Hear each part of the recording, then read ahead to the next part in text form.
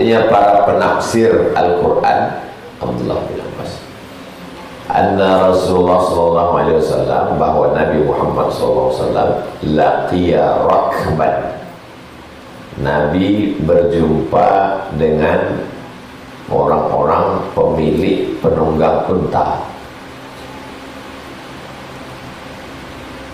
birrauha, di satu tempat namanya Rauha di kota Madinah, antara Madinah dan Badar. Perang itu namanya Perang Badar karena lokasinya namanya Badar. 150 km dari Madinah ada satu tempat namanya Badar. Saya sampai ke situ menengok makam syuhada Badar. Di antara Madinah dan Badar ini ada satu tempat namanya Rauha. Lalu Nabi berkata, manil qaum, siapa mereka ini? Ada pemilik onta di Rauha. Nabi bertanya, manil qaum, siapa ini? Qalu, mereka menjawab, al-muslimun, orang muslim. Faqalu, mereka bertanya, man anta, kau siapa? Nabi menjawab, Rasulullah sallallahu alaihi wasallam. Farafa'at ilaihi imra'atun sabiyan, datang perempuan mengangkat anak kecil. Imra'atun, perempuan, sabiyan, mengangkat anak kecil, diangkatnya anaknya. Faqalat, dia berkata, ali hadza hajjun, apakah anak kecil ini ada ibadah hajinya? Maksudnya, kok ku bawa anakku ini berangkat haji, apakah sah hajinya? Qala, kata Nabi, na'am, ya, walaki ajrun, dan kau dapat pahala. Ibu bawa anak haji kan bagi orang yang mampu, walillahi 'alan nasi hajjul baiti man istata'a ilaihi sabila. Tapi kalau ibu bawa anak ibu hajinya sah dan ibu juga dapat pahala. Nah, walaki ajrun, ya, dan kau dapat pahala. Rawahu Muslimun, hadisnya diriwayatkan oleh Imam Muslim. Artinya Nabi itu bicara dengan perempuan. Assalamualaikum Ustaz, pernahkah Nabi bicara dengan perempuan? Bingung, pernah nggak Nabi bicara dengan perempuan?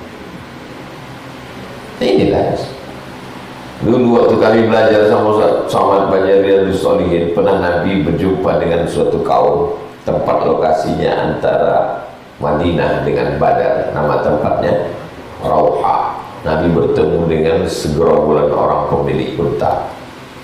Lalu kemudian datang perempuan membawa anak kecil.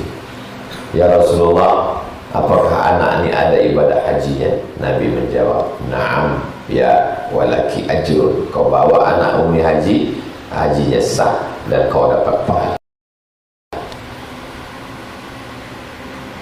Jadi perempuan dulu berani ngomong sama Nabi.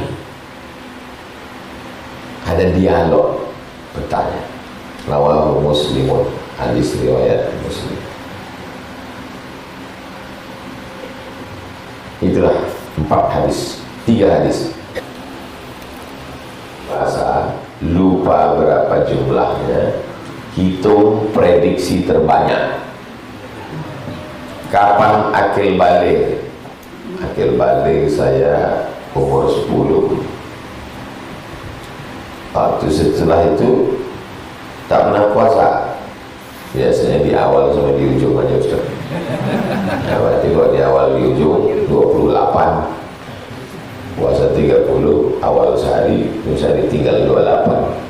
Berapa tahun meninggalkan puasa? 10 tahun Ustaz. Berarti 280 hari. 280 hari itu insya Allah 3 tahun lunas. Macam mana caranya? Senin Kamis 1 tahun. Senin Kamis 10 bulan 80 hari. 11 bulan 88 hari. Tambahkan 2 hari 90. Yang punya utang mengandung anak 30 hari tidak puasa. menyusukan 30 hari, menyusukan tahun kedua 30, 90 hari itu puasa Senin Kamis istiqomah setahun lunas. Begitu teknisnya, sehat. Apa saja persiapan sebelum memasuki bulan suci Ramadan? Yang pertama, bersihkan diri kepada Allah dengan taubat nasuha. Bersihkan diri kepada manusia dengan menyambung tali silaturahim. Menyiapkan ilmu fikih, cari PDF, share. Udah ada grup, share ke grup. 30 fatwa seputar Ramadan. Itu fikih dasar Ramadan. Saya susun dari 3 ulama, Syekh Yusuf Qaradawi, Syekh Atiyah Safar, Syekh Ali Jum'ah. Siapkan budget agak lebih sedikit supaya buka puasa bisa berbagi kepada tetangga. Apalagi di situ ada anak yatim untuk bersedekah Ramadan. Utamakan bayar zakat menjelang Ramadan. Manfaat berzakat menjelang Ramadan, membantu saudara kita yang tak mampu bekerja di Ramadan supaya dia bisa berhenti kerja berat, supaya dia bisa puasa. Manfaat berzakat menjelang Ramadan, mudah ngitungnya. Karena kalau berzakat di luar Ramadan tak ingat. Saya dari dulu, dari sejak awal pulang 2008 sampai sekarang berzakat menjelang Ramadan, supaya seingat Ramadan ingat zakat. Berzakat menjelang Ramadan dapat pahala besar, karena bulan Sya'ban, bulan Ramadan, bulan mulia. Siapkan catatan, karena di bulan Ramadan minimal ada 5 pengajian. Kajian subuh, kajian duha, kultum zuhur menjelang berbuka, dan isya menjelang tarawih. Siap, sehingga Ramadan bermakna. Bagi kalian yang suka merekam, pergi ke masjid-masjid buat konten Ramadan. Ramadan 1445, Ustaz Saidul Amin, Ustaz Mawardi M. Saleh, Ustaz Bulan, full kajian Ramadan. Apakah boleh memberikan zakat mal kepada mertua, saudara kandung, ipar, kerabat dekat? Tidak boleh memberikan zakat kepada orang yang wajib dinafkahi. Anak, istri, orang tua, mertua wajib dinafkahi, maka tak boleh kasih zakat. Yang boleh dikasih zakat orang yang tak wajib dinafkahi. Apakah saudara kandung wajib dinafkahi? Tidak. Maka kepada saudara kandung boleh kasih zakat.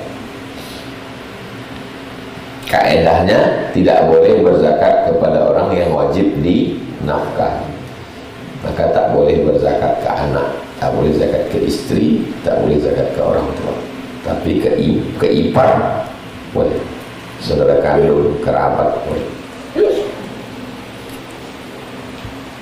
Saat menyerahkan zakat mal, apakah ada penyebutan akad? Contoh kepada saudara kandung, bang, ini zakat malku untuk abang.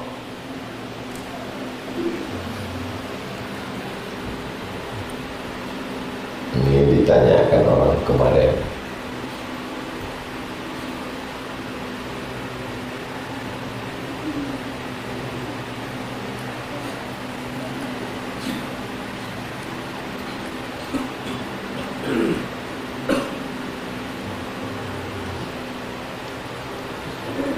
Al-awwal, syarat yang pertama, ayyakunu minal asnaf al-thamaniyah. Abang itu masuk dalam 8 asnaf. Masuk mana dia? Innamas shadaqatu lil fuqara wal masakin wal amilina 'alaiha wal mu'allafati qulubuhum wa fir riqab wal gharimin wa fi sabilillah wa ibnis sabil. Masuk yang mana dia di antara yang 8 nih? Kalau tak masuk, tak bisa. Dia masuknya miskin Pak Ustaz. Oke, masuk. Yang kedua, alla yakunu mimman tajibu alaika nafaqatuhu. Dia tidak termasuk orang yang wajib dinafkahi. Apakah abang wajib dinafkahi? Tidak. Maka dia kasih zakat. Fa idza tahaqqaqa hadzani syartani, kalau dua syarat ini sudah terwujud, bahkan afdal berzakat kepada keluarga. Kenapa? Karena kalau ke orang lain nilainya cuma zakat, tapi kalau keluarga nilainya dua, shadaqatul wasilah, sedekah dan silaturahim. Apakah mesti dibilang, bang, ini zakat malku, wala yalzamu ikhbaruhum bikauniha zakah? Tidak mesti kau sebutkan ini zakat. Kenapa? Tersinggung perasaan. Walakin la yambaghi ikhbaruhum aidan annahu hadiah. Bahkan kau tak boleh mengatakan ini hadiah, karena seakan-akan kau lebih tinggi dari dia. Fayumkin an tadfa'uha lahum wa taskut. Kau kasih dan mulut kau diam saja.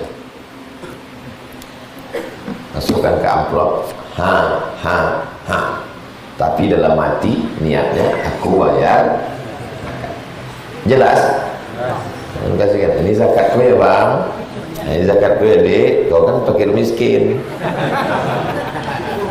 Tak boleh menjaga perasaan orang.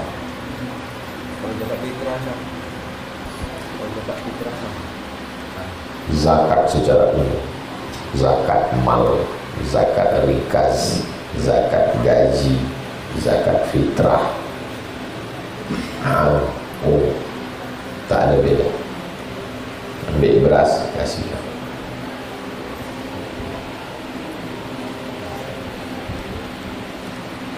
Kalau kita, saya driver online, kalau kita di jalan dalam arti tidak patuh akan lalu lintas dalam orderan, apakah berkah ongkos pendapatan yang kita terima itu? Verboden, bukan forgaden. Verboden itu bahasa Belanda, bahasa Inggrisnya forbidden. Forbidden artinya dilarang, tidak boleh. Bahasa Belandanya verboden. Ini jalurnya jalur satu, lalu karena mau cepat mau lewat jalur. Apakah hilang berkahnya? Saya berapa kali hampir menabrak orang di depannya. Kenapa? Karena banyak orang melanggar, karena jauh memutar, jadi melawan arah. Jadi masalah berkah hilang itu semua perbuatan yang mengganggu orang, menyakiti orang, menghilangkan berkah. Berkah itu artinya baik, kebaikannya hilang. Saya kalau mau lewat tentu saya nengok ke sana, tak mungkin nengok sana. Dia datang dari sini. Semua perbuatan yang mengganggu orang, menghilangkan berkah. Bukan masalah melanggar tak melanggar, asal mengganggu orang, menghilangkan berkah. Makanya perbuatan itu, al-imanu bid'un wa sab'una syu'bah. Iman itu 70 sekian cabang. A'laha, cabang yang paling tinggi, la ilaha illallah. Cabang yang paling rendah, imatatul adza 'anit thariq, membuang sesuatu yang mengganggu dari jalan. Selalu diartikan duri, tidak hanya duri, batu, kayu, kotoran, semua yang mengganggu di jalan. Saya terganggu dengan baliho Pak Ustaz, baliho. Asal menengok baliho caleg yang cantik, hampir saya masuk parit Pak Ustaz. Semua yang mengganggu di jalan. Apa hukum membonsai tanaman? Soalnya ada merusak dan pemangkasan tanaman. Ittaquz zulma, takutlah kamu pada perbuatan zalim. Fa inna zulma zulumatun yaumal qiyamah, karena perbuatan zalim itu membuat kegelapan pada hari kiamat. Apakah zalim itu hanya berlaku pada manusia atau berlaku pada makhluk selain manusia? Tidak boleh membuang air panas di luar tingkap. Buka jendela, lempar air panas, tak boleh. Kenapa tak boleh? Karena terkena jin muslim. Ya, kalau jin kafir yang kena, kalau jin Islam. Tak boleh beristinja pakai tulang onta. Istinja dengan batu, nampak tak ada batu, nampak tulang onta, tak boleh. Kenapa? Innahu ta'amu ikhwanikum, karena tulang onta makanan saudara kamu. Berdasarkan dalil-dalil ini berarti ada perbuatan zalim terhadap jin.